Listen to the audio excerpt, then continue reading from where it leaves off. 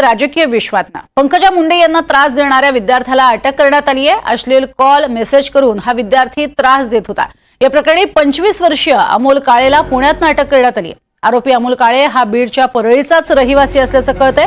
गेल्या काही दिवसांपासून तो पंकजा मुंडे यांच्याशी फोन आणि मेसेजद्वारे अश्लील संवाद साधत होता।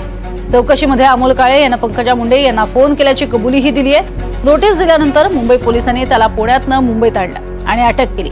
अमोल काळेला न्यायालयामध्ये हजर करण्यात आले। तिथे न्यायालयानं आरोपीला 2 दिवसांची पोलीस कोठडी सुनावली आहे।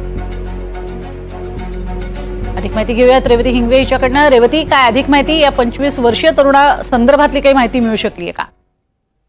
नक्कीच प्रज्ञा, खरं तर आपण बघतोय गेल्या अनेक दिवसांपासून पंकजा मुंडेंना एक जो तरुण आहे तो फोन करून अपशब्द वापरून शिवीगाळ करत होता आणि त्याच पार्श्वभूमीवरती मुंबईतील त्यांच्या कार्यालयाजवळ त्यांनी गुन्हा नोंद केला। याबाबत BNS कलम 78 आणि 79 या कलमांतर्गत गुन्हा दाखल करण्यात आला होता आणि IT कायद्या अंतर्गत देखील गुन्हा दाखल करण्यात आला होता आणि त्या अनुषंगाने पुढे तपास देखील सुरू होता।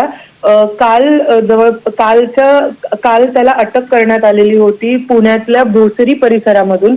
अमोल काळे या आरोपीचं नाव समोर आलेलं आहे। तो 25 वर्षीय तरुण हा पुण्यात राहत होता। खरं तर तो बीडचा आहे आणि त्यानंतर जेव्हा नोटीस आलेली होती मुंबई पोलिसांकडनं त्याला पुण्यातून अटक करण्यात आली आणि त्यानंतर त्याला मुंबईत नेण्यात आलेलं होतं।